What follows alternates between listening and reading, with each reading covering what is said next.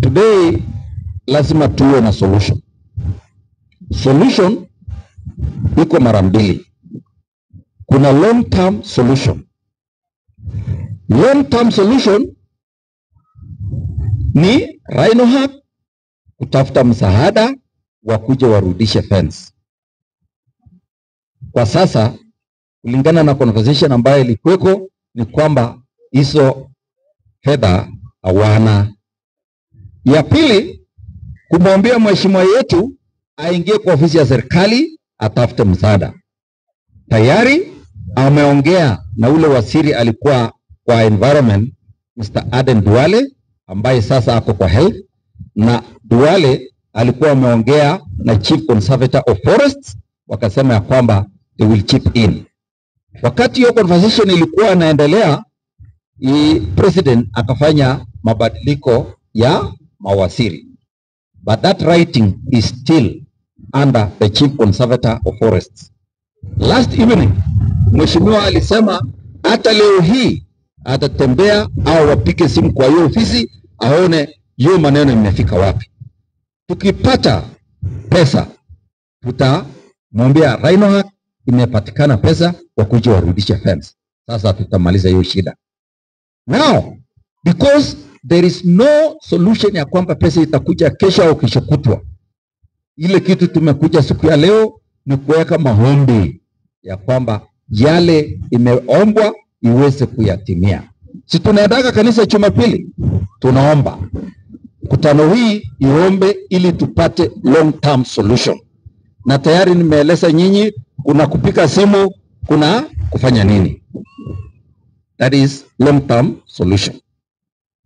If we get long term solution, that problem will be solved, na tunaomba ya kwamba tusipate shetani mara ya pili ambaye ataingia na kukata fence. Tumemaliza. Short term solution ambayo itawezesha wakulima wapate chakula ili wasiombe hombe kwa serikali, pia tumeongelea. So short term solution number 1, lazima combine official strategy and traditional mechanism. Na hiyo itakuwa ni solution yetu. So short term strategy number 1, KWS will establish temporary camp. Hapa watoe askari kutoka huko mbali upande ya Naivasha waleta hapa kwetu. Hawa askari watahitaji mahali ya kulala, watahitaji sola, watahitaji maji. Rhino-Hub wametoa hiyo promise ya kwamba we are ready to do that even as early as next week. Yesterday niliongea na Mutongo, 1 week's time that camp is established so that askari wawe pale to respond. Hiyo ni short term. 2 askaris on top of the other 2. It means tutakuwa na wangapi? 4. Hiyo mbili mumeomba imekubalika. So ni nini inachelewesha? Rhino-Hub are ready, we are ready even as Sunday last week.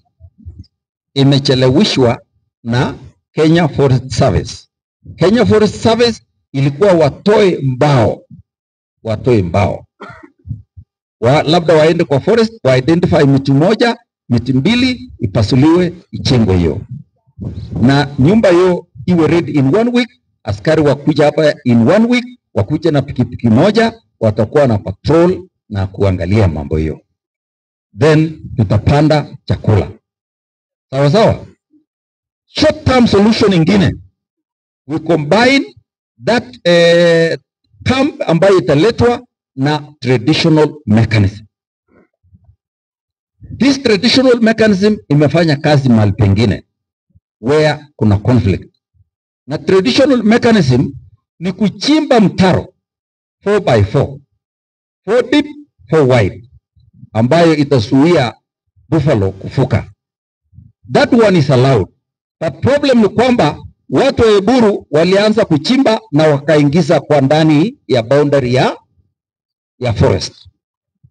Hatutaki hiyo. Boundary ya forest ni gazetted. Any activity there is not allowed.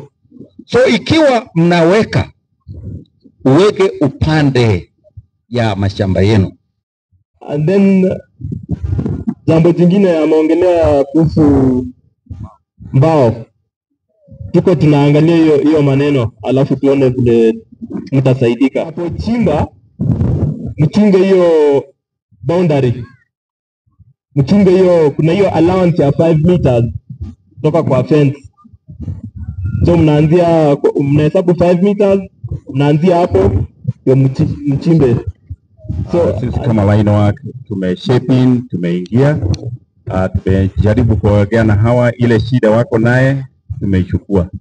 So tayari hiyo iko mkononi yangu, na ndiye ninashughulikia sasa. Kwa hivyo tukipata kila kitu, ile materials yote inayotakikana, mara moja kambi inakuwa tayari. By Sunday tulikuwa na wakubwa wa KWS, nikawalete mpaka huko mahali hiyo kambi itakuwa, na wakathibitisha hiyo sehemu ni mzuri wa kambi. Kwa hivyo askari wataletwa hapo, askari kama 1. Haya, kuna ile program nyingine ya serikali ya vijana ambao wamehitimu miaka 18 imetolewa vetting.